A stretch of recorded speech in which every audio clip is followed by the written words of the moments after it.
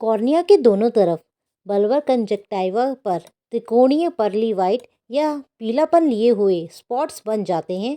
उन्हें क्या कहते हैं? पिटोसा स्पॉट्स। आज जो मैं क्वेश्चंस आपके लिए लेकर आई हूँ आपके एग्जाम्स के लिए बहुत इंपॉर्टेंट है, तो वीडियो को अंत तक देखें और चैनल को लाइक एंड सब्सक्राइब करना ना भूलें। निम्नलिखित में से किस विटामिन की कमी से रात्रि अंधता नाइट ब्लाइंडनेस हो जाती है? विटामिन ए की कमी से। निम्नलिखित में से किस विटामिन की कमी से कंजक्टाइवल जीरोसिस हो जाता है? Vitamin A. निम्नलिखित में से किस विटामिन की कमी से कंजक्टाइवल जीरोसिस हो जाता है? विटामिन ए की कमी से। निम्नलिखित में से कौन सा खाद्य पदार्थ विटामिन ए का स्रोत है? उपयुक्त सभी। हरे और पीले फल, हरी और पीली सब्जियां, चीज़। उपयुक्त सभी। निम्नलिखित में से कौन सा खाद्य पदार्थ विटामिन ए का स्रोत है? उपयुक्त सभी। निम्नलिखित में से कौन सा डाइसैकेराइड्स नहीं है? ग्लैक्टोज। निम्नलिखित में से कौन सा डाइसैकेराइड्स नहीं है? ग्लैक्टोज। वसा घुलनशील विटामिन का उदाहरण है विटामिन ए, विटामिन ई और विटामिन डी। उपयुक्त सभी। ये सारे के सारे विटामिन वसा में घुलनशील विटामिन का उदाहरण है।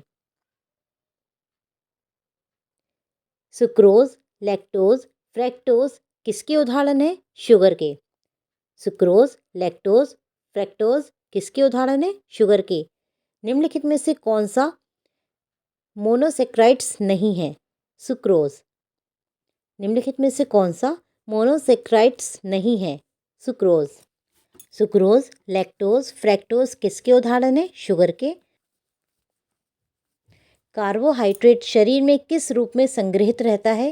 ग्लाइकोजन। कार्बोहाइड्रेट शरीर में किस रूप में संग्रहित रहता है? ग्लाइकोजन। एक वयस्क मनुष्य में ग्लाइकोजन लगभग कितना होता है? 500 ग्राम। एक वयस्क मनुष्य में ग्लाइकोजन लगभग कितना होता है? 500 ग्राम। एक वयस्क मनुष्य में ग्लाइकोजन कितना होता है? 500 ग्राम लगभग। निम्नलिखित में से कौन सा विटामिन जल में घुलनशील विटामिन का उदाहरण नहीं है? Vitamin D. विटामिन डी वसा में घुलनशील विटामिन है। निम्नलिखित में से कौन सा विटामिन जल घुलनशील विटामिन का उदाहरण नहीं है? Vitamin D. निम्नलिखित में से कौन से विटामिन वसा घुलनशील विटामिन का उदाहरण नहीं है? Vitamin C. निम्नलिखित में से कौन से विटामिन वसा घुलनशील विटामिन का उदाहरण नहीं है? Vitamin C. निम्नलिखित में से कौन सा जल में घुलनशील विटामिन का उदाहरण है? विटामिन सी। विटामिन सी का दूसरा नाम क्या है? Ascorbic acid. विटामिन सी का दूसरा नाम है एस्कॉर्बिक एसिड। विटामिन बी6 को इस नाम से भी जाना जाता है, पॉइरिडॉक्सिन। विटामिन बी6 को अन्य किस नाम से भी जाना जाता है? पॉरिडॉक्सिन। विटामिन बी6 को अन्य किस नाम से भी जाना जाता है? पॉरिडॉक्सिन। विटामिन ए का दूसरा नाम क्या है? रेटिनॉल। विटामिन ए का दूसरा नाम क्या है? रेटिनॉल। विटामिन ई का दूसरा नाम क्या है? टोकोफेरॉल। विटामिन ई का दूसरा नाम क्या है? टोकोफेरॉल। विटामिन ई का दूसरा नाम क्या है? टोकोफेरॉल। और विटामिन ए का दूसरा नाम क्या है? रेटिनॉल। विटामिन ए का दूसरा नाम क्या है? रेटिनॉल। निम्नलिखित में से कौन सी जल में घुलनशील विटामिन का उदाहरण है? Vitamin C. निम्नलिखित में से कौन सी जल में घुलनशील विटामिन का उदाहरण है? Vitamin C. निम्नलिखित में से कौन सा विटामिन जल में घुलनशील विटामिन का उदाहरण नहीं है? Vitamin D. निम्नलिखित में से कौन सा विटामिन जल में घुलनशील विटामिन का उदाहरण नहीं है? Vitamin D. जो वसा में घुलनशील विटामिन होते हैं आप उनको ऐसे याद कर सकते। कीड़ा जो होता है वो वसा में घुलनशील विटामिन होते हैं। कौन से सप्ताह के दौरान फीटल हार्ट अपना स्वयं का रक्त पंप करने लगता है? 3rd week. धात्री माताओं के लिए स्तनपान कितने दिनों तक प्राकृतिक गर्भ निरोधक का कार्य करता है? 90 दिन तक। धात्री माताओं के लिए स्तनपान कितने दिनों तक प्राकृतिक गर्भ निरोधक का कार्य करता है? 90 दिन तक। प्लीज़ वीडियो को लाइक ज़रूर कीजिएगा। सामान्य दृष्टि के लिए आवश्यक विटामिन कौन सा है? Vitamin A. सामान्य दृष्टि के लिए आवश्यक विटामिन कौन सा है? Vitamin A. निम्नलिखित में से कौन सा विटामिन कैल्शियम एवं फास्फोरस के आंतों में अवशोषण को बढ़ाता है? निम्नलिखित में से कौन सा विटामिन कैल्शियम एवं फास्फोरस के आंतों में अपशोषण को बढ़ाता है? Vitamin D. कौन सा विटामिन अपशोषण को बढ़ाता है? Vitamin D. एमनियोटिक फ्लूइड का सुनहरी रंग कौन सी स्थिति को इंगित करता है? RH incompatibility. एमनियोटिक फ्लूइड का सुनहरी रंग कौन सी स्थिति को इंगित करता है? RH incompatibility. एमनियोटिक फ्लूइड का सुनहरी रंग किस स्थिति को इंगित करता है? RH incompatibility. जन्म के बाद बच्चे को स्तनपान कब शुरू कराना चाहिए? आधे घंटे के अंदर। जन्म के बाद बच्चे को स्तनपान कब शुरू कराना चाहिए? आधे घंटे के अंदर। निम्नलिखित में से कौन सा टेस्ट यह पता लगाने के लिए किया जाता है कि बच्चे में डिप्थीरिया के विरुद्ध रोग प्रतिरोधक क्षमता है या नहीं? शिक टेस्ट। शिक टेस्ट। निम्नलिखित में से कौन सा टेस्ट यह पता लगाने के लिए किया जाता है कि बच्चे में डिप्थीरिया के विरुद्ध रोग प्रतिरोधक क्षमता है या नहीं? शिक टेस्ट। कुकुर खांसी के सर्वाधिक रोगी किस एज ग्रुप में पाए जाते हैं? 0 से 5 वर्ष। कुकुर खांसी के सर्वाधिक रोगी किस एज ग्रुप में पाए जाते हैं? 0 से 5 वर्ष। अगर आपको वीडियो अच्छी लग रही हो तो प्लीज़ लाइक का बटन जरूर दबाएं। बुखार से पीड़ित रोगी में फेस्टिजियम किस अवस्था को कहते हैं? जब तापमान अधिकतम व स्थायी हो।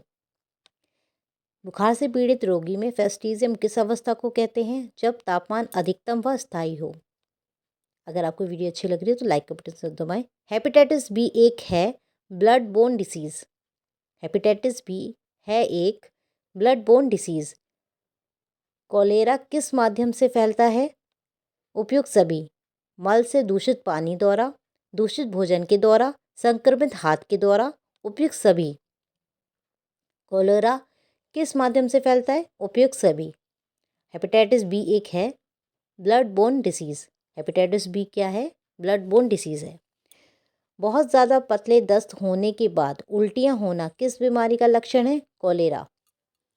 बहुत ज़्यादा पतले दस्त होने के बाद उल्टियाँ होना किस बीमारी का लक्षण है? कोलेरा। चावल के पानी जैसा मल राइस वाटर स्टूल किस बीमारी का लक्षण है? कोलेरा।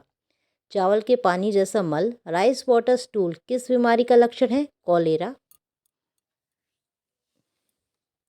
एक positive over the counter pregnancy test माना जाता है गर्भावस्था का संभाव्य चिन्ह। एक positive over the counter pregnancy test माना जाता है गर्भावस्था का संभाव्य चिन्ह।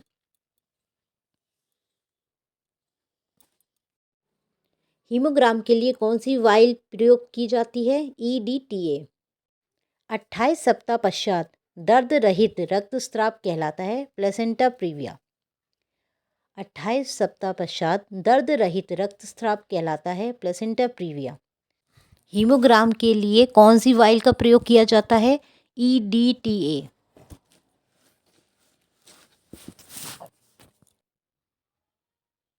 प्रसवोत्तर के रक्तस्राव PPH का सामान्य कारण है अतानिक गर्भाशय। अतानिक गर्भाशय। प्रसवोत्तर रक्तस्राव PPH का सामान्य कारण है अतानिक गर्भाशय। मल्टीपल डिलीवरी के मामले में पहले बच्चे के जन्म के बाद कौन सा एक्शन काम में नहीं लिया जाता? मेथर्जिन देना। कौन सा कार्य एक्शन में नहीं लिया जाता है? मेथर्जिन देना। निम्नलिखित में से कौन सा विटामिन वनस्पतीय भोजन में आयरन के अवशोषण को बढ़ाता है? Vitamin C. निम्नलिखित में से कौन सा विटामिन वनस्पतीय भोजन से आयरन के अवशोषण को बढ़ाता है? Vitamin C. अगर आपको वीडियो अच्छी लग रही हो तो लाइक का बटन ज़रूर दबाएं। निम्नलिखित में से कौन सा विटामिन सामान्य मिनरलाइजेशन के लिए आवश्यक है? Vitamin D. निम्नलिखित में से कौन सा विटामिन सामान्य मिनरलाइजेशन के लिए आवश्यक है? Vitamin D.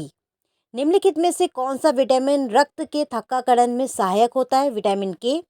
निम्नलिखित में से कौन सा विटामिन रक्त के थक्काकरण में सहायक होता है? विटामिन के। अगर आपको वीडियो अच्छी लग रही हो तो लाइक का बटन जरूर दबाएं। प्रसव के तृतीय अवस्था में अत्यधिक रक्तस्राव को रोकने के लिए कौन सा एक्शन काम में नहीं लिया जाता है?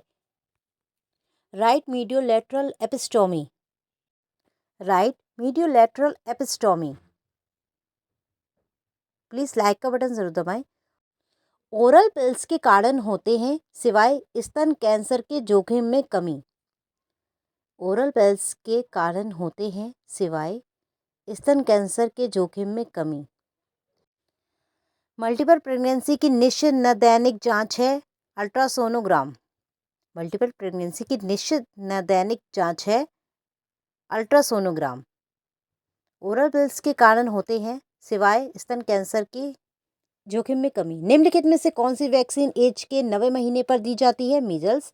निम्नलिखित में से कौन सी वैक्सीन एज के 90 महीने पर दी जाती है? मीजल्स। हेमा के कैटाबॉलिज्म का अंतिम उत्पाद क्या है? बिलीरुबिन। हेमा के कैटाबॉलिज्म का अंतिम उत्पाद क्या है? बिलीरुबिन। प्लीज़ लाइक का बटन ज़रूर दबाएं अगर आपको वीडियो अच्छी लग रही हो।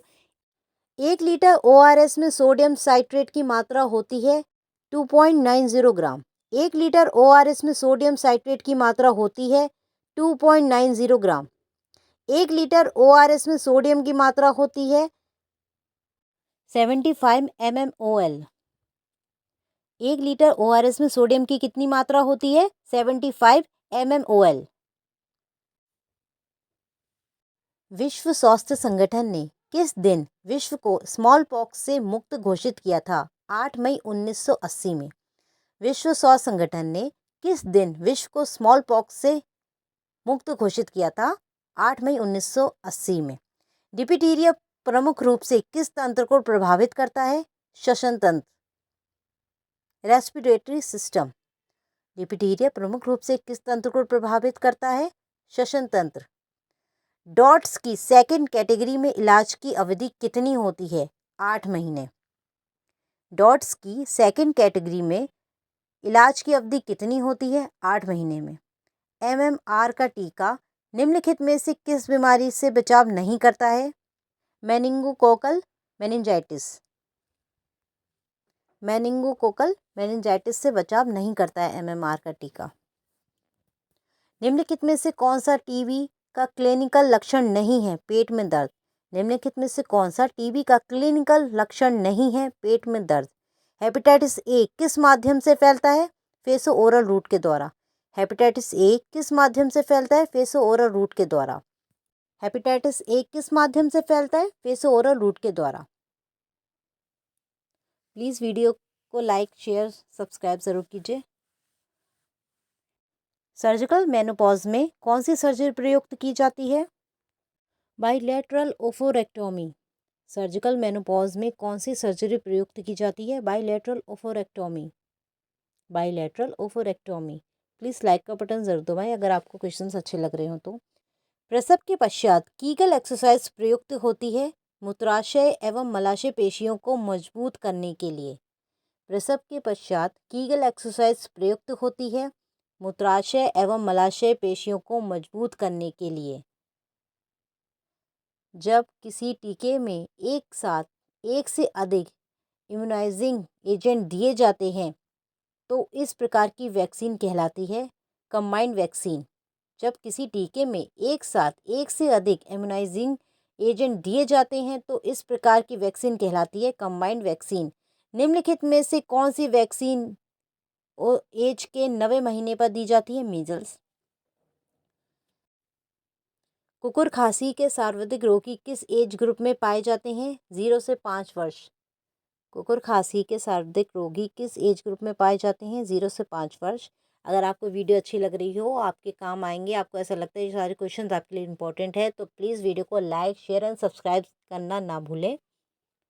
मिकोनियम से आप क्या समझते हैं? नवजात का पहला स्टूल। मिकोनियम से आप क्या समझते हैं? नवजात का पहला स्टूल। नवजात जब बच्चा पैदा होने के बाद पहला स्टूल जो करता है उसे मिकोनियम कहते हैं। सेरेब्रल पाल्सी का सबसे कॉमन टाइप क्या है? Spastic cerebral palsy. Cerebral palsy का सबसे कॉमन टाइप क्या है? Spastic cerebral palsy. एक नवजात में मेटाबॉलिक एसिडोसिस को ठीक करने के लिए कौन सी मेडिसिन काम में लेंगे? सोडियम बिकार्बोनेट। मेटाबॉलिक एसिडोसिस को ठीक करने के लिए कौन सी मेडिसिन काम में लेंगे? सोडियम बिकार्बोनेट। मलेरिया का कॉजेटिव ऑर्गेनिज्म क्या है? प्लाज्मोडियम। मलेरिया का कॉजेटिव ऑर्गेनिज्म क्या है? प्लाज्मोडियम। हेल्थ मेंटेनेंस के स्वच्छता हाइजीन संबंधी पहलू में शामिल होते हैं उपयुक्त सभी: व्यक्तिगत स्वच्छता, घरेलू स्वच्छता, वातावरणीय स्वच्छता। उपयुक्त सभी। हेल्थ मेंटेनेंस में स्वच्छता हाइजीन संबंधी पहलू शामिल होते हैं सभी। डॉट्स की कैटेगरी फर्स्ट में इलाज की अवधि कितनी होती है? 6 महीने। डॉट्स की कैटेगरी फर्स्ट में इलाज की अवधि कितनी होती है? 6 महीने। डॉट्स की कैटेगरी फर्स्ट में इलाज की अवधि कितनी होती है? 6 महीने। फर्स्ट कैटेगरी में 6 महीने का इलाज होता है। ईईजी का उपयोग किया जाता है न्यूरोलॉजिकल समस्या को पता करने के लिए। ईईजी का उपयोग किया जाता है न्यूरोलॉजिकल समस्या को पता करने के हेतु। निम्नलिखित में से कौन सा इम्यूग्लोबुलिन मानव दूध, आंसू, योनि स्राव, लार आदि प्रचुरता से पाया जाता है? आईजीए। अगर आपको वीडियो अच्छी लग रही हो तो प्लीज़ लाइक का बटन ज़रूर दबाएं। लाइक का बटन नहीं दबाते हैं। अगर आपको अच्छी लग रही है तो प्लीज़ लाइक का बटन ज़रूर दबाएं। इन्फेंटाइल बेरीबेरी के ऑनसेट होने की यूजल एज क्या है? 2 से 3 महीना। इन्फेंटाइल बेरीबेरी के ऑनसेट होने की यूजल एज क्या है? 2 से 3 महीने। बच्चों में सेरेब्रल पॉल्सी का कारण है सिर में चोट, दिमाग में ओटो की कम सप्लाई, अपरिपक्व बच्चे का जन्म। उपयुक्त सभी। एस्केरेनिसिस का कॉजेटिव ऑर्गेनिज्म क्या है? ए लम्ब्रिकोइड्स। ए लम्ब्रिकोइड्स। ड्रेकुनकुलियासिस का कॉजेटिव ऑर्गेनिज्म क्या है? डी मैंडिनेसिस। ड्रेकुनकुलियासिस का कॉजेटिव ऑर्गेनिज्म क्या है? डी मैंडिनेसिस। अगर आपको वीडियो अच्छी लग रही हो तो प्लीज़ लाइक का बटन जरूर दबाएं। धसी हुई आंखें, पिचके हुए गाल, कम तापक्रम व मूत्र की मात्रा कम होना किस स्थिति का लक्षण है? डिहाइड्रेशन। आशा करती हूँ जो मैंने आज आपको क्वेश्चंस बताए आपके काम आएंगे, आपको अच्छे लग रहे होंगे। आई होप कि आपके आने वाले एग्जाम्स के लिए बहुत इंपॉर्टेंट हो। तो प्लीज़ वीडियो को like and share and subscribe करना ना भूलें। धन्यवाद। Thank you.